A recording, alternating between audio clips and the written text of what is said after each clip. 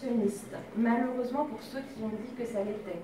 Parce que comme vous l'avez peut-être déjà compris, on n'a pas l'impression que c'est un monsieur, on n'a pas l'impression de voir des arbres.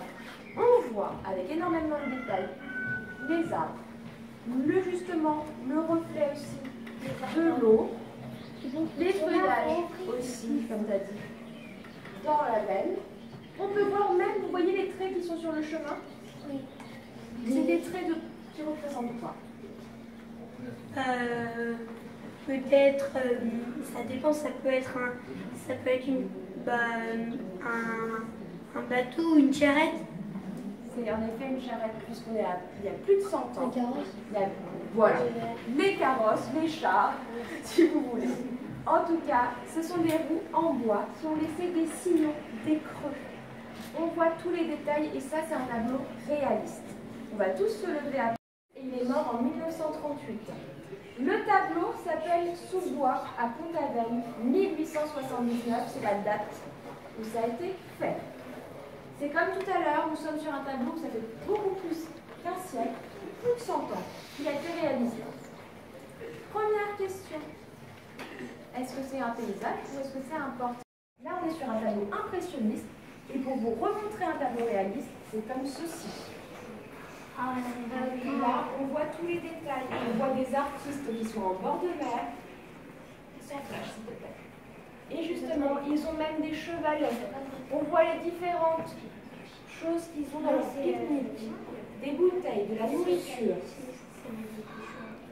On va maintenant apprécier des peintres. Quelqu'un que j'ai jamais entendu, jamais. Sur une toile. Sur une toile. Ici, on est devant une œuvre. Est-ce que tu vois une toile? Oui. Qu'est-ce que c'est? Une porte. C'est une porte. Pourquoi, d'après vous, un artiste viendrait peindre sur une porte? Pour la décorer. Pour la décorer? Pourquoi pas? Mais vous, est-ce que vous avez le droit de peindre sur vos portes? Non. Si on a une toile, on préfère quand même peindre sur la toile. Une autre raison? Parce que la porte, elle était pas très belle et du coup, on a décidé de la peindre. Donc, comme ta camarade, tu penses que c'est plus pour la décoration? Non. Parce que là, il a essayé de faire pas plusieurs saisons, mais plusieurs en 3 parties. On est bien d'accord, il y a une première partie ici, une seconde là et une troisième en bas. Quand on a en une seule œuvre 3 tableaux, ça s'appelle un triptyque. Vous connaissez tous le suffixe tri? Oui. Qui veut dire 3. Eh bien, c'est un triptyque. Mais non, ce n'est pas justement pour avoir 3 tableaux, c'est pour une raison toute simple. C'est pour changer. C'est pour changer.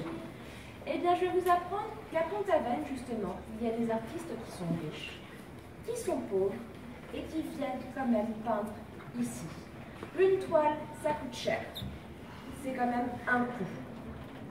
Là, on a une surface qui est quand même plate, sur laquelle la peinture peut tenir. Donc, l'artiste qui n'a pas les moyens a peint sur cette porte-là. Comment il s'appelle cet artiste? Tu peux bien me Il n'y a pas de nom parce que c'est anonyme.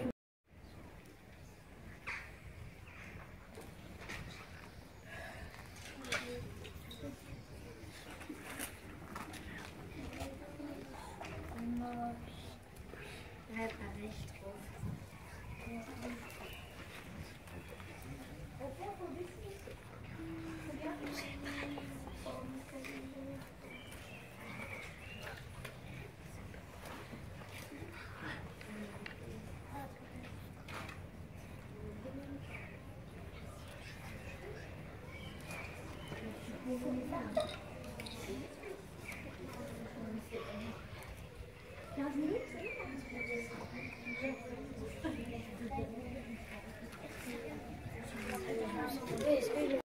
Si je dessine un dragon, on est tous d'accord, les dragons, ça n'existe pas dans la réalité.